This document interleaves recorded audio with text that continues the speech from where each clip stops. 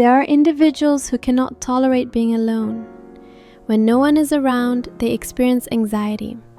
They repeatedly call, text, and seek meetings, not necessarily for meaningful interaction, but simply to avoid being left alone. For them, aloneness is not neutral. It feels threatening. Psychologically, this pattern is not about love. It is about dependency. In these lives, the self is rarely at the center. Another person must always occupy the emotional core.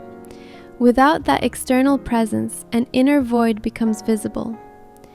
The critical misunderstanding is this: they believe the void can be filled by proximity.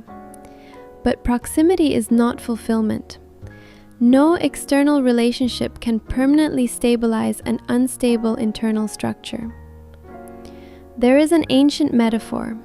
When a person dies, a divine figure asks two questions. First, was your life a joy to you? Second, was that joy also a joy to others? The order matters. Before relational contribution comes self-experience. Before shared happiness comes internal coherence. Modern life makes this difficult. Identity is fragmented by comparison. Social media amplifies curated perfection. Constant exposure to better versions of others destabilizes self-perception. People begin to experience chronic inadequacy. This leads to relational overcompensation. Instead of cultivating identity, they seek validation. Instead of strengthening inner structure, they increase social contact. But more contact does not resolve structural emptiness. Emotional exhaustion often masquerades as relational failure. Many people who describe relationships as draining are not encountering toxic individuals. They are exceeding their own energetic capacity. Energy has limits. Cognitive bandwidth has limits. Emotional processing capacity has limits. When individuals do not understand their limits, they overcommit socially. They remain in conversations beyond their capacity. They attend gatherings that exceed their stimulation threshold. Eventually, depletion follows. Depletion then produces irritability, resentment, and avoidance. The solution is not always psychological intervention first. Often it is regulation, sleep restoration, nutritional stability, physical movement, protected solitude. There is an important distinction between loneliness and solitude.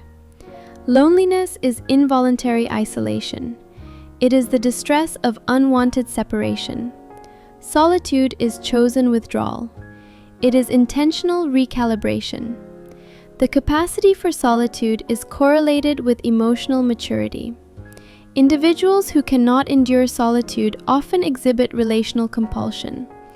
In extreme cases, this resembles attachment dysregulation or relational addiction. They would rather endure mistreatment than experience aloneness. This is not weakness. It is an unexamined void. The void itself is not pathological.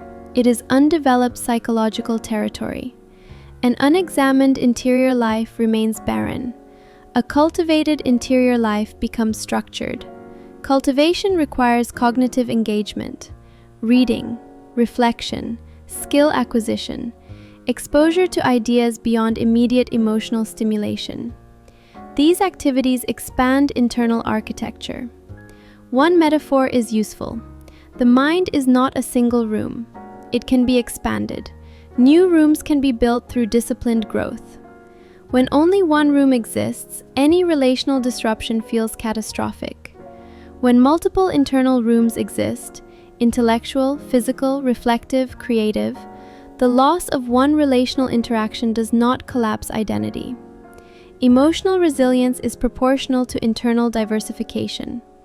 The question, therefore, is not, who will stay with me? The question is my life internally meaningful? If life is not subjectively meaningful, individuals outsource meaning to relationships. That produces pressure. Pressure destabilizes attachment. However, when one's existence is internally coherent, When daily life contains autonomous joy, relationships shift from necessity to enrichment. The earlier question returns. Was your life a joy to you? Not, were you needed? Not, were you constantly accompanied? But, did your existence contain internally generated value? Only when life is experientially satisfying can relationships become additive rather than compensatory. If internal space is cultivated, people are welcomed without desperation. If internal space is barren, people are clung to for survival. The void cannot be permanently filled from outside. It must be structured from within.